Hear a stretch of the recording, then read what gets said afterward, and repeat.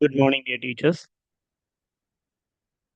UGTRB English 108 சேலஞ்சில் இன்னைக்கு டே 107 age of வேர்ட்ஸ்வர்த்தில் Wordsworth and கால்ட்ரிட்ஜ் அவங்களுடைய சமகாலத்தில் வந்த அதாவது அந்த எல்டர் பாய்ட்ஸ் அந்த கேட்டகரியில் வரக்கூடிய மீதமாக இருக்கக்கூடிய முக்கியமான ரைட்டர்ஸ் மட்டும் நம்ம பார்த்து முடிச்சிருவோம். பேர் தான் முக்கியமான ரைட்டர்ஸ். பட் நீங்கள் இவங்களுடைய எந்த கவிதையும் படிச்சிருக்கிறதுக்கு வாய்ப்பே கிடையாது. சரிங்களா? சரி. இன்னைக்கான ஏரியா அப்போ நான் சொல்லியாச்சு. நீங்கள் இது வரைக்கும் இவங்களுடைய கவிதைகள் எதுவும் படிச்சிருக்கிறதுக்கு ஒரு துளி கூட வாய்ப்பு இருந்திருக்கிறதுக்கு சான்ஸே கிடையாது. ஏன்னா அந்த அளவுக்கு இவங்களோட ஒரு மைனர். ஏன்னா வேர்ட்ஸ்வர்த் கால்ட்ரிட்ஜ் அப்படிங்கிற ரெண்டு ஜாம்பவான்களை வந்து சிலபஸ்குள்ள வைக்கிறதுக்கு தான் நம்ம கிரிட்டிக்ஸ்க்கும் ஸ்காலர்ஸ்க்கும் அல்லது சிலபஸ் மேக்கர்ஸ்க்குமான அவசியம் இருந்தது. இவங்களை நம்ம கண்டுக்கவே இல்லை. பட் இப்போ நமக்கு சிலபஸ்ல இருக்கிறதுனால இவங்கள தேவைக்கு பார்த்துப்போம். பிகாஸ் நீங்க பார்த்த ஏஜ் ஆஃப் வேர்ட்ஸ்வர்த்தில் பார்த்த 3 வகுப்புகளும் நமக்கு ஷார்ட் அண்ட் ஸ்வீட்டா முடிக்க முடிஞ்சது. ஏன்னா கண்டென்ட் ரொம்ப கம்மி, ஃபேக்டுவலா பார்த்துட்டு முடிச்சிட்டோம். இங்க பார்த்தீங்கன்னா ஃபேக்ட் நிறைய. இதெல்லாம் முக்கியமா அப்படிங்கிற ஒரு தீர்மானத்துக்கு நம்மளால வர முடியாது. ஆம், அஸ் யூசுவல் நான் சொல்ற மாரி தான். We cannot predict or assume TRP. சரிங்களா? எப்பவுமே நம்ம அவங்கள அஸ்யூம் பண்ண முடியாது. இதத்தான் முக்கியமா கேட்பாங்களா? நம்ம பார்க்குற எல்லாத்தையுமே நம்ம முக்கியம் தான் சொல்லிட்டு இருக்கிறோம். லைக் சின்ன வயசுல அந்த நம்ம டீச்சர் சொல்ற மாரி, "இந்த கணக்கு வருமா? ரொம்ப முக்கியமான கணக்கு." அப்படின்னு ஸ்டார் எல்லாம் போட்டுக்க சொல்லுவாங்க. அதே மாரி தான் நான் எல்லா யூனிட்லயும் சொல்றது உண்டு. பட் எனிஹவ் இன்னைக்கு இதுல வந்து உங்களுக்கு ஒரு முக்கியமான கேள்வி கேட்கணும்னா, இதுல நீங்க வந்து மைனர் ரைட்டர்ஸ் எல்லாரையுமே இன்னைக்கு நம்ம பார்க்க போறோம். குறிப்பா யாரெல்லாம் அப்படின்னா, who were born in their decade. அதாவது வேர்ட்ஸ்வொர்த் அண்ட் கால்ட்ரிட்ஜ்னுடைய அல்லது வால்டர் ஸ்காட்னுடைய அந்த காலகட்டத்துல வாழ்ந்த எல்லா ரைட்டர்ஸையுமே இன்னைக்கு பார்த்துடுறோம். சரிங்களா? யாரெல்லாம்? William Lisle Bowles 1762 to 1850. நான் அந்த இயர்ஸ உங்களுக்கு மென்ஷன் பண்ணி படிக்கிறதுக்கான காரணம், ஹட்சனே நமக்கு குரோனாலஜிக்கலா தான் குடுத்திருக்காரு. குரோனாலஜிக்கல் ஆர்டர்ல தான் நான் உங்களுக்கு குடுத்திருக்கிறேன். அதனால உங்களுக்கு படிக்கிறதுக்கு வசதியா இருக்கும்னு நம்மள்ட்ட சொல்லாம சொல்றாரு. ஓகே. அப்புறம் பாருங்க, Samuel Rogers 63 to 1855. James Hogg 1770 to 1835. Robert Southey 1774 to 1843. Walter Savage Landor 1775 to 1864. Thomas Campbell 1777 to 1844. Thomas Moore 1779, 1852. Anyhow நான் ஒரு இது வரைக்கும் ஒரு நெட் எக்ஸாமினேஷனுடைய கொஸ்டின் பேப்பர்ஸ் நம்ம படிக்கிறதுக்கு ப்ரிப்பேர் பண்றதுக்காகவும் சொல்லிக் கொடுக்கறதுக்காகவும் ஒரு 10, 15 நெட் கொஸ்டின் பேப்பர்ஸ் நான் பார்த்துருப்பேன். ஒரு 50 நெட் எக்ஸாம் இது வரைக்கும் நமக்கு நல்லபடியா முடிஞ்சு கொஸ்டின் பேப்பர் அவைலபிளா இருந்தாலும் நல்லபடியா ஒரு 10 கேள்வியில இருந்து ஒரு 15 கேள்வி, ஒரு 10 அண்ணா ஃபுல்லா, ஒரு 5 அண்ணா வந்து பாத்தீங்கன்னா ஒரு தேவைக்கு தக்கன என்ன ஏரியா வேணுமோ அதை மட்டும் நான் வந்து ப்ரீவியஸ் கொஸ்டின்ல வந்து நான் அனாலிசிஸ் பண்ணியிருக்கேன். அந்த கொஸ்டின்ல என்னுடைய பார்வைக்கு பட்ட பெயர்கள் அப்படின்னு பாத்தீங்கன்னா ராபர்ட் சதே. நம்ம டிஆர்பிலையுமே ராபர்ட் சதை பத்தி கேட்டிருக்காங்க. அதுக்கப்புறமா நான் பார்த்த 2 பெயர்கள் பாத்தீங்கன்னா, ஒன்னு தாமஸ் கேம்பல், இன்னொன்னு தாமஸ் மோர். இந்த தாமஸ் மோர் தான் நமக்கு ட்ரிக்கியா என்னால மறக்க முடியாத ஒரு பெயர். ஏன்னா எம்ஓஆர்இ தாமஸ் மோர்னு ஒரு ரைட்டர் இருக்காரு. யாரு? நமக்கு உட்டோப்பியா எழுதினவர். எம்ஓஆர்இ அவருடைய ஸ்பெல்லிங் தாமஸ் மோர். இதை தாமஸ் மூர்னு வேணா வாசிச்சுக்கலாம். சரிங்களா? இது ஏன் மறக்க முடியாதுன்னா, உட்டோப்பியா எழுதுனது யாருன்னா தாமஸ் மூர்னு ஒரு கிடந்தது அது தெரியாம மூரை டிக் பண்ணி, அதாவது என்னுடைய பிராக்டிஸ் செஷன்ல நான் பண்ண தப்பு. It's not for official exam. நம்ம ப்ரீவியஸ் இயர் கொஸ்டின் எடுத்து அடிச்சு பார்ப்போம் இல்லைங்களா? இப்போ அதுல தாமஸ் மூரை நான் டிக் பண்ணிட்டேன். ஸோ நான் ஒருவேளை ஸ்பெல்லிங் மிஸ்டேக் அப்படின்னு. ஆனா எம்ஓஆர்இன்னு இன்னொரு ஆப்ஷனும் இருந்தது. ஸோ நம்ம கவனிக்க அதுதான் நம்மளுடைய கவனத்தை அவங்க சிதறடிக்கிறதுக்கு என்னென்ன ஆப்ஷன்ஸ் வைக்கணுமோ அப்படிதான் வைப்பாங்க. ஒரு எக்ஸ்ட்ரீம் ஒரு கொஸ்டின் செட்டர்ஸ். ஸோ எனக்கு தெரிந்த அளவுல இதுல பிரபலமானவங்க அப்படின்னா முதல்ல ராபர்ட் சதே, அப்புறம் தாமஸ் மோரும் தாமஸ் கேம்பலும். மீதி யாருமே என்னுடைய எக்ஸ்பீரியன்ஸ்லயும் நானும் கண்டதில்ல. ஓகேங்களா? எக்ஸப்ட் ஹெல்த் டீச் பண்றதை தவிர்த்து மத்த இடங்கள்ல நம்ம பெருசா பாக்குறது இல்ல. சரிங்களா? இப்போ நமக்கு இவங்கள பார்த்தீங்கன்னா டிஸ்கிரிப்ஷன் கீழே கொடுத்துருக்காங்க. இது இவ்வளவுத்தையுமே நம்ம இன்னைக்கு கிளாஸ்ல பார்த்துருவோம். ஸோ ஒரு டிஸ்க்ளைமர் நான் கொடுத்துட்டேன். ஒரு பொறுப்பு துறப்பு. என்னது? இன்னைக்கு கிளாஸ்ல கண்டென்ட் அதிகமாக தான் இருக்கும். எவ்வளவு சுருக்கி உங்களுக்கு கொடுக்க முடியுமோ அதை மட்டும் கொடுத்துட்டு போறேன். சரிங்களா? முதல்ல யாரை பத்தி பார்த்துருவோம். இதை கிரானாலஜிக்கலா காணாம இந்த பேர்களை முதல்ல படிச்சு வைங்க. அவங்க எழுதின ஒர்க் எல்லாம் நம்ம வந்து ஒரு இங்கி பிங்கி பிளாங்கில போட்டு விட்டுக்கலாம். சரிங்களா? இவங்கள வந்து காணாம படிச்சிருங்க. இத்தனை பேரையும். ஏன்னா கிரானாலஜிக்கலா அழகா கொடுத்துருக்காங்க. ஏறு வரிசை கொடுத்துருக்காங்க. முதல்ல பவுல்ஸ்க்கு வருவோம். அவர் என்ன எழுதுறதுல ஃபேமஸ்? அவர் வந்து சானட். சரிங்களா? அவர் வந்து சானட் எழுதுறதுல ஃபேமஸான ஆளு. அவருடைய அந்த சானட் கலெக்ஷன்ல இப்படி சொல்லியிருக்காராம். என்ன ஒரு சிச்சுவேஷன்ல நான் எழுதியிருக்கேன். ரிட்டன் சீஃப்லி இன் பிக்காரஸ்கியூ ஸ்பாட்ஸ் டியூரிங் ஏ ஜர்னி. ஒரு பயணத்தின் போது அப்படியே பார்த்த கண்ணில் பட்ட ரொம்ப அழகான விஷயங்கள் எல்லாம் நான் எழுதியிருக்கிறேன் அப்படின்னு தன்னுடைய சானட்ஸ்ல சொல்லியிருக்காராம். அப்படிதான் அந்த டைட்டில் பேஜ் சொல்லுதுன்னு நமக்கு ஹட்சன் சொல்றாரு. 1789 இந்த சானட்ஸ் பப்ளிஷ் ஆகுது. 1789 பிரெஞ்சு ரெவல்யூஷன் நடந்தது, ஞாபகம் இருக்கட்டும். சரியா? சரி. இதுல என்ன இருந்தது அப்படின்னா, love of nature in poetry அது இருந்தது. ஏன்னா இதுக்கு அப்புறம் தான் என்ன வந்தது, 1798 தான் லிரிக்கல் பேலட்ஸ் பப்ளிஷ் ஆகப்பட்டது. சரி, அப்ப பவுல்ஸ் அப்படின்னா சானட்ஸ். இந்த சானட்ஸ்னுடைய டைட்டில் பேஜ்ல இப்படி சொல்லியிருக்காரு. அப்படி ஒரு பயணத்துல நான் பார்த்த விஷயங்களை எழுதியிருக்கேன். இப்போ ஒண்ணு முடிஞ்சது, பவுல்ஸை முடிச்சுக்கோங்க. அடுத்தது யாரை பார்க்கணும்? Samuel Rogers. இவர் வந்து ஒரு banker as well as a poet. இப்போ நம்ம இன்னைக்கு பார்த்த இந்த ரைட்டர் குரூப்ல யார் பேங்கர் அப்படின்னா ரோஜர்ஸ், ஞாபகம் இருக்கட்டும். அவருடைய முக்கியமான ஒர்க் என்ன? இவர் வந்து ஒரு இன்ஃபர்மேஷன் நமக்கு கிடைக்குது. ரொமான்டிக் பீரியட் மட்டும் இல்ல, விக்டோரியன் ஏஜ் வரைக்கும் வரைக்கும் தன்னுடைய அந்த ரைட்டிங் ஸ்டைல அங்க வரைக்கும் யூஸ் பண்ணியிருக்காரு. அந்த காலம் வரைக்கும் அவருடைய ரைட்டிங்ஸ் பேசப்பட்டிருக்கு. அவருடைய ஒர்க் பாருங்க, பிளஷர்ஸ் ஆஃப் மெமரி. சார் நிறைய எழுதியிருக்காங்க. எது ஒர்க்குன்னு டக்குன்னு சிலதுல வந்து இயர் கொடுக்கப்படல. எது ஒர்க்குன்னு நம்ம டக்குன்னு கண்டுபிடிக்கணும் அப்படின்னா, பெரும்பாலும் பாருங்க அந்த ஒர்க் எல்லாம் இட்டலிக்ஸ்ல கொடுக்கப்பட்டிருக்கும். இது வந்து மெத்தடாலஜி. எம்எல்ஏ ஹேண்ட்புக்னு ஒண்ணு நம்ம ப்ராஜெக்ட்டுக்காக யூஸ் பண்ணுவோம். அந்த மெத்தடாலஜி படி நீங்க எங்க not only in thesis, wherever you you are using the titles, there you can use it in the italic form. சரிங்களா? பிளஷர்ஸ் ஆஃப் மெமரி அதை வந்து இட்டலிக்ஸ்ல தானே கொடுத்துருக்காங்க. அப்ப இட்டலிக்ஸ்ல கொடுக்கப்பட்டிருந்தா மேக்சிமம் அது ஒரு ஒர்க்காக இருக்கும்.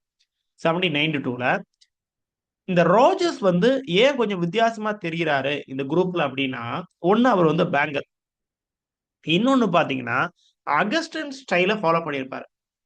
இந்த பிளஷர்ஸ் ஆஃப் மெமரி வந்து பாத்தீங்கன்னா ஒரு ஆர்த்தடாக்ஸ் க்ளோஸ்ட் கப்லெட் ஃபார்ம்ல எழுதப்பட்டிருக்குது. க்ளோஸ்ட் கப்லெட் யாருடையது? போப்பினுடைய ஸ்டைல்.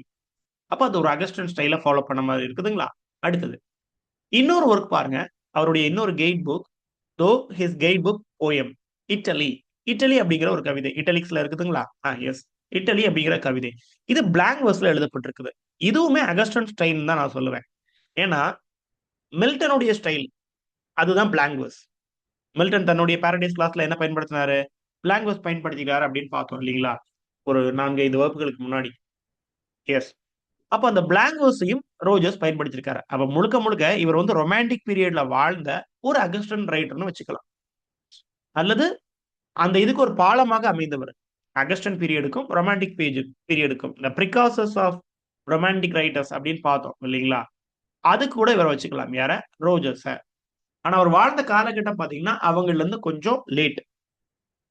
சரி, இப்ப அடுத்த ஆளுக்கு வந்துருவோம். ஹாக். ஹாக்னுடைய நிக் நேம் வந்து பாத்தீங்கன்னா the Ettrick Shepherd. Ettrick Shepherd. இந்த ஹாக் வந்து ஸ்காட்லாண்டை சார்ந்தவருங்க.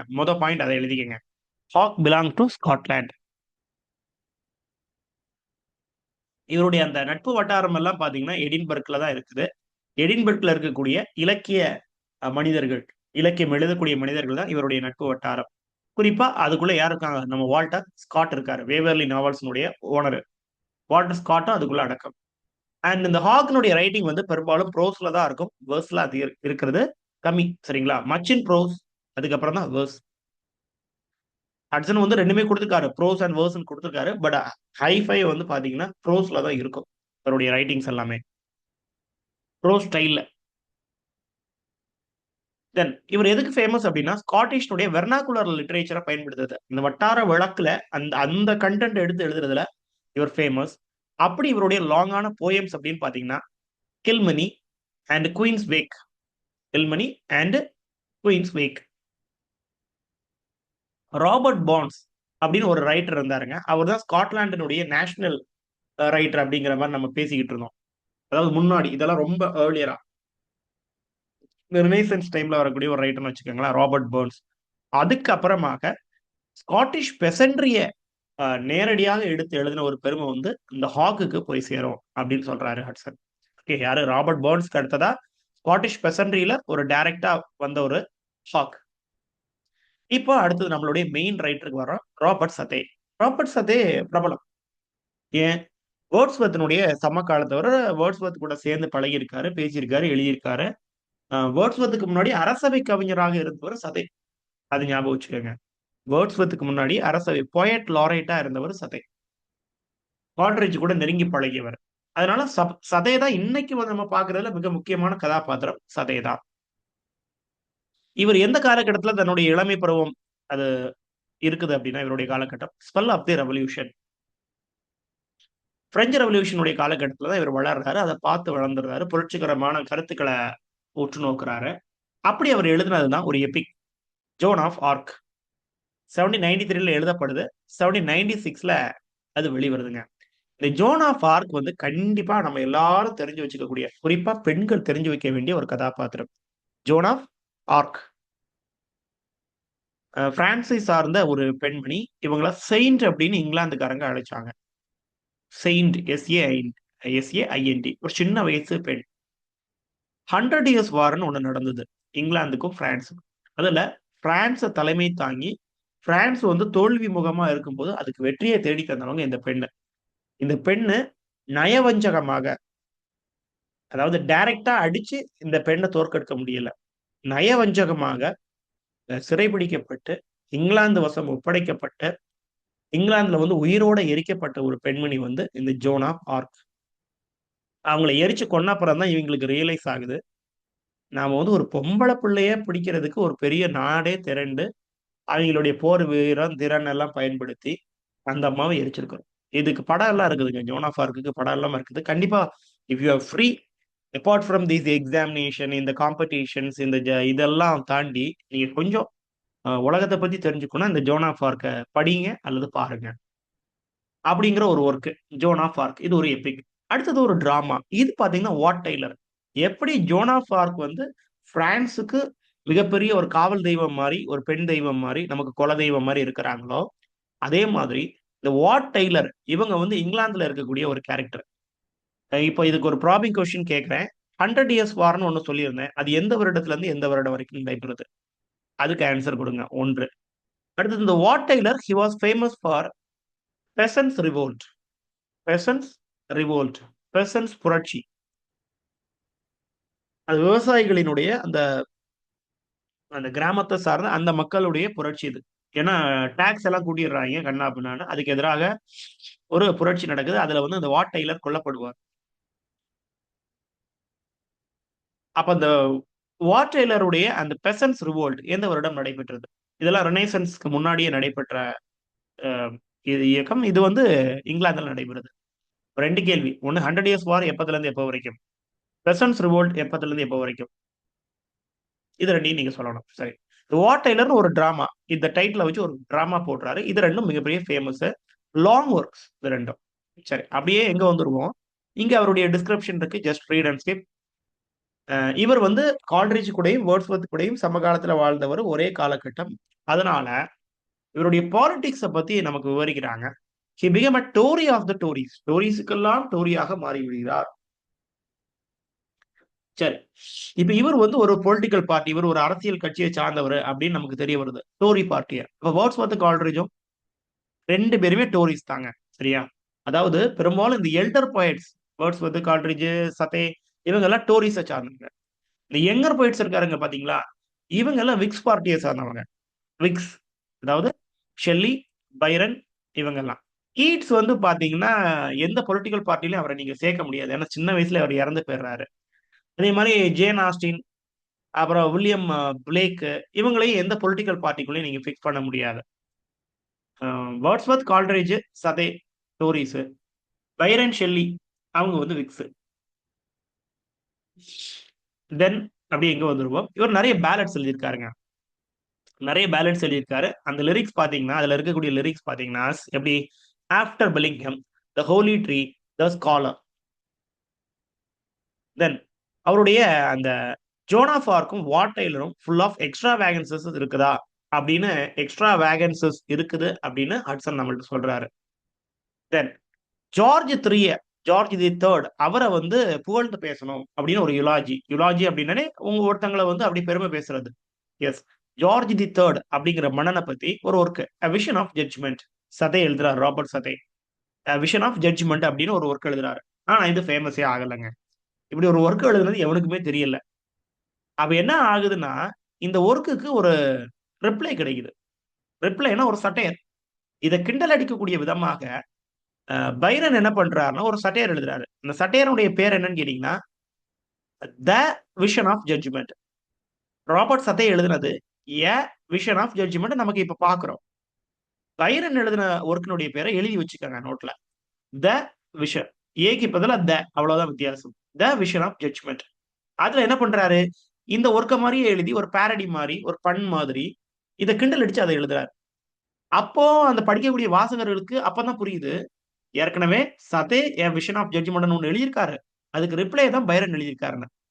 அப்போ இந்த ரிப்ளை, இந்த சட்டையர் படைக்கப்பட்ட பின்பு தான் இந்த பிரைமரி ஒர்க் வந்து பிரபலமாயிருக்கு. இப்ப இது வந்து ஒரு மைனர் ஒர்க்கா தான் அன்னைக்கு பார்க்கப்பட்டிருக்கு. அத தள்ளி அவருடைய ஒர்க்ஸ் பாருங்க. ஹிஸ் பொயட்டிக் ரெபுடேஷன் பார்த்தீங்கன்னா, Madoc, Thalaba the Destroyer, Roderick, the Curse of Kehama, Curse of Kehama. And அவர் நெறைய ஃப்ரெண்ட்ஷிப் இருந்தது. அதெல்லாம் ஓகே.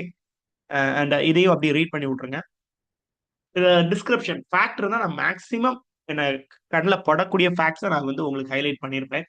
அதுக்கப்புறம் பார்த்தீங்கன்னா, the show of tendency of romantic movement to the carry the poet further afield of Gustav. ஒரு கவிஞனாக அவர் எந்த விஷயங்கள எடுத்துட்டு போறாரு பாருங்க. Fresh, striking, picturesque subjects. கண்ணுல பட்டு அப்படியே கவர்ந்து இழுக்கக்கூடிய அந்த எல்லா விஷயங்களையுமே எடுத்து கவிதைக்குள்ள கொண்டு வர்றாரு. அண்ட் முக்கியமா வந்து இந்த தலாபா நம்ம பார்த்தீங்களா, தலாபா த டிஸ்ட்ராயர் அத வந்து unrhymed verses, that means blank verse அதுல எழுதியிருக்காரு. Of varying length and metrical ஸ்ட்ரக்சர்ல எழுதப்பட்டிருக்காரு. அதே மாதிரி கிகாமா அது வந்து மீட்டரிக்கல் இர்ரெகுலாரிட்டி. மீட்டர்னா என்ன சொல்லுவோம்? இந்த அயம்பிக் பென்டாமீட்டர், ஹெக்ஸாமீட்டர் அதுல ரெகுலாரிட்டியை ஃபாலோ பண்ணல. இப்ப பிளாங்க் வெர்ஸ் அப்படின்னா ஒரு ரெகுலாரிட்டி இருக்கும். உள்ள அந்த ரிதம்ல ஒரு ரெகுலாரிட்டி இருக்கும். ரைம் தான் இருக்காது.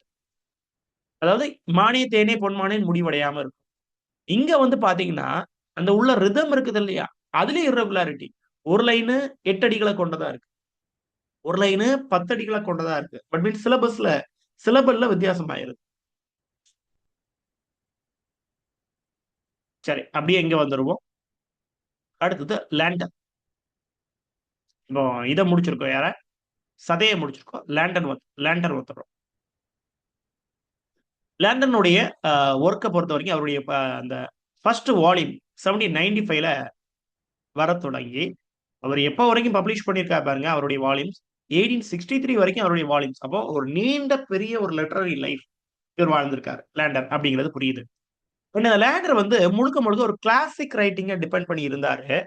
ஆனா 18ஆம் நூற்றாண்டிய சார்ந்த அந்த கிளாசிக் கிடையாது. நியோ கிளாசிக்கல் ரைட்டர்ன்னு இவர பிக்ஸ் பண்ண முடியாதாம்.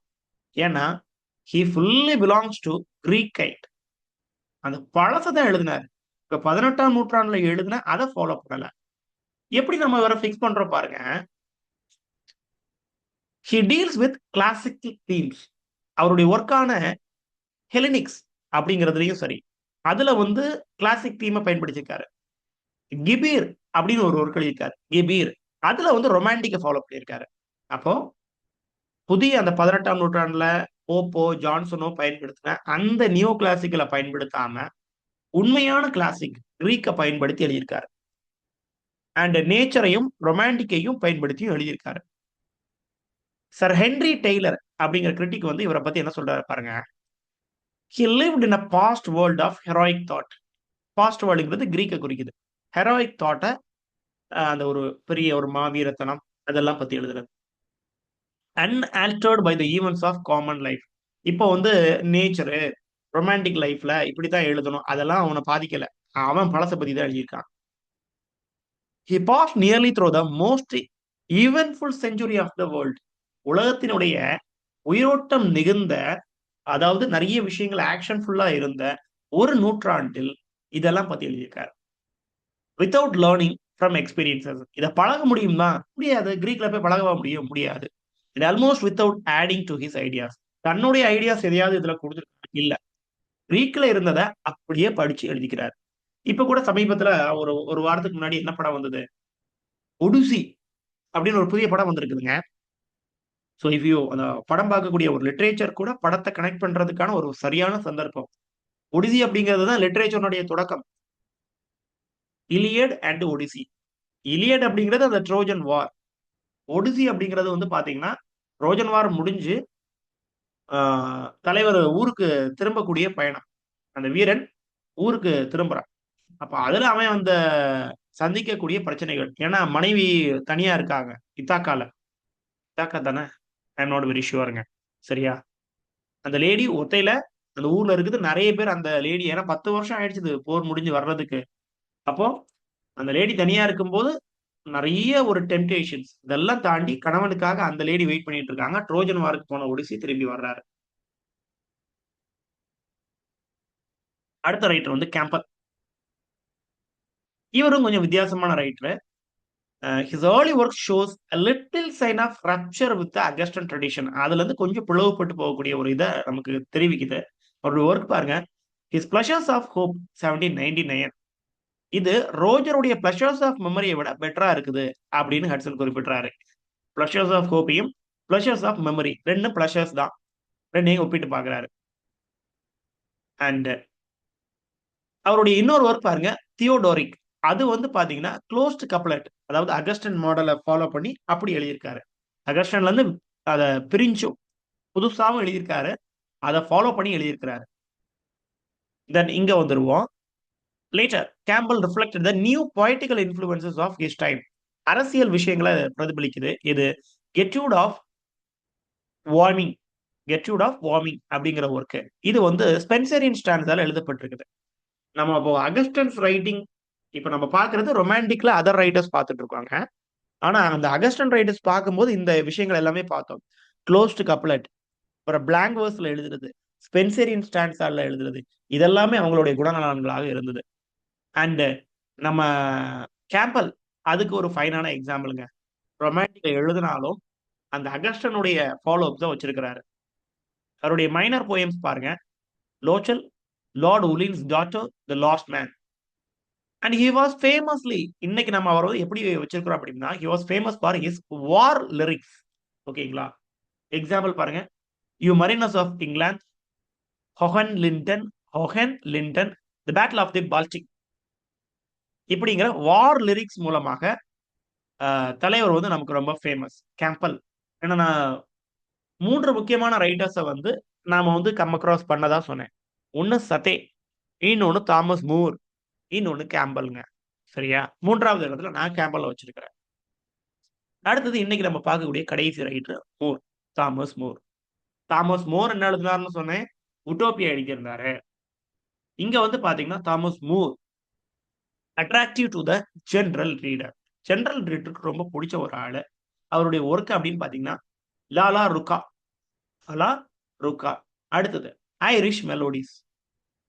Irish melodies. இவருக்கு ஒரு ஜென்யூன் லிரிக் கிஃப்ட் பை பர்த்லயோ அவர் படிச்ச விதத்திலயோ அது வந்து யதார்த்தமாக அவருக்கு அமைஞ்சிருக்குது. ஸோ அதை தள்ளி இவரை பத்திர இன்ஃபர்மேஷன் கொஸ்டின் பாயிண்ட் ஆஃப் வியூல உங்களுக்கு வர்றதுக்கு வாய்ப்பு இல்லை. அவருடைய ஒர்க் பார்த்தீங்கன்னா Lalla Rookh and Irish Melodies. That's all. சரிங்களா? நான் இதோட நிறுத்திக்கிறேன். இன்னைக்கு வேணா ஒவ்வொரு லைன் பை லைனா போவதற்கான ஏரியா இது கிடையாது. சரியா? இதுக்கு இந்த ஃபேக்சுவல் இன்ஃபர்மேஷன் போதுமானது. ஏன்னா இனியும் வந்து நம்ம ஜாம்பவான்களை பார்ப்போம். யங்கர் போயிட்ஸ் பார்க்க போறோம். அப்ப யங்கர் போயிட்ஸ்ல இன்னும் கண்டென்ட் நிறைய இருக்கு.